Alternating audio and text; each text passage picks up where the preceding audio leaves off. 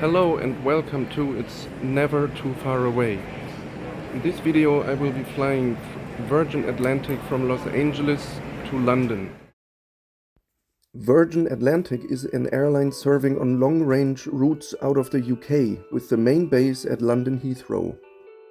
There are no feeder flights that would function as a hub. So as I always fly in and out of Germany, they have never been an offered choice. In this particular occasion, I have a ticket from Los Angeles to Mauritius on Air France. Virgin are their codeshare partner, so that is how I ended up flying them finally. Things did not start very well. I had no baggage to check, and yet, due to passport-related issues, I could not check in online, which was inconvenient to say the least. I had to exit from the checked passenger transit area, and at check-in I had to explain why I did not have a visa for Mauritius when I actually do not need one as a German citizen. It took 3 personnel about 15 minutes to confirm with somebody on the phone they had to use for these kind of services that I am, as a German citizen, good to go to Mauritius without a visa. Finally I got my boarding passes all the way through to Mauritius. Unfortunately, I must really deduct lots of points here.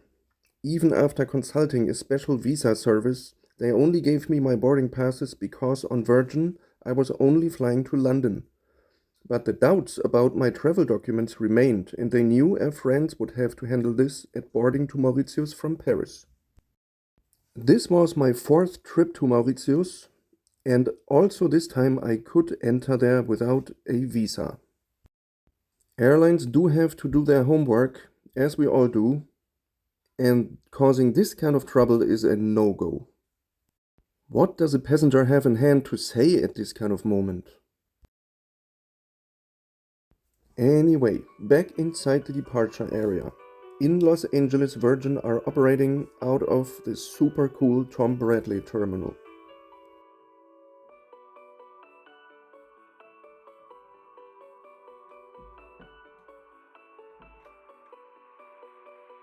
The aircraft is a very modern Airbus A350-1000.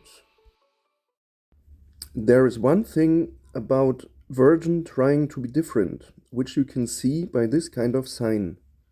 And actually they have a strong reputation for quality. So what does Virgin offer on their homepage? I am already at Meet Our Fleet, and you see the aircraft types they operate: Airbus A350-1000, Boeing 7879, Airbus A330-300 and Airbus A330neo. I have selected the Airbus A350-1000 as that is the aircraft I will be flying on. You see the different aircraft they have in the fleet. The one I flew is GVTEA. You see the registrations have some meanings: RNB, PRD, Pop, Lux, Jam.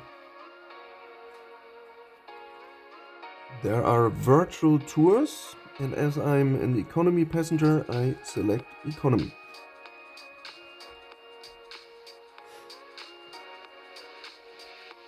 Click on it.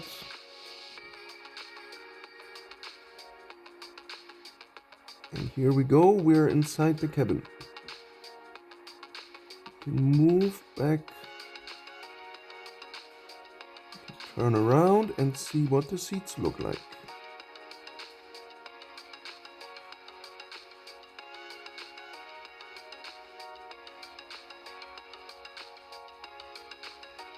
That's pretty nice, isn't it? Also, there's one section that shows you details about the seats in the various classes. Width of the seat, recline, and the pitch. You also get the layout of the cabin. There are 2 versions. My aircraft is the one on the left that has the loft inside between premium class and economy class. And then time for boarding. The welcome by the crew is totally nice. Right behind the door, I have to pass through the loft to get to the other side of the plane. When I reached my seat, it was clear that bright mood lighting was in heavy use. Legroom was absolutely fine. The entertainment screen was as big as it can get in economy class. The choice of programs was big, but then this is a quality airline. I sampled the Western pop selection. Unfortunately, there was not really so much appealing beyond the standard Lady Gaga album. During boarding and before departure, the cabin lighting looked like this. After reaching cruising altitude, the cabin lighting looked like this. To be honest, I was quite happy that I was in the cabin that was treated to some decent blueberry. In premium economy, I would have suffered from a very heavy peach hanging over me. As it was a late evening departure, dinner came quite early. What a disappointment. I really did not expect this at Virgin. No salad, no cheese for the bread, and the bread was this type that makes your mouth really dry. Main dish tasted okay, but it was so small. This was not a tray service, everything came in a cardboard box. Dessert normally is eaten with a spoon, but here it was dry and wrapped. I chose white wine. I got a very small 189 milliliter can. Yes, the wine came in a can. I could not see which wine I was actually getting. The can only had strange stuff written on it. Dry French vegan. Ah ja, vegan wine. Aha.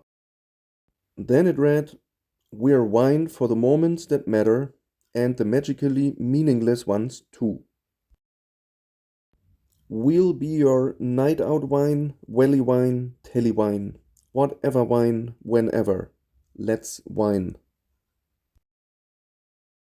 Guys, we know that Virgin tries to be different, and I can see that that is maybe a good thing. When it comes to how they serve wine, I'm not really with them. And you know what else came? The white wine was served warm at room temperature. It should be chilled. The steward took the trash, of course no trays because there were no trays, and he asked how it was. I was honest and I said the white wine should have been served chilled. At this point I must say his reaction was really good. He was really trying to be good, and actually he was good. Salute to him. He said they have some really good red wine and he'll let me sample that. Well, the red wine also came in the same kind of can, with the same slogans, and the red wine was chilled from the fridge when this should have been room temperature. The flight meanwhile made progress, and of course, as it was a night flight, it was time to sleep. The seat was quite comfortable when it comes to economy, and I could sleep pretty well. Arrival time at 4 p.m. is actually quite late for an arrival from the US in Europe. It became time to wake up, and from now on there was no further mood lighting, it was just like a daylight flight, which made sense. Before landing, a snack was served, and this was indeed just a snack.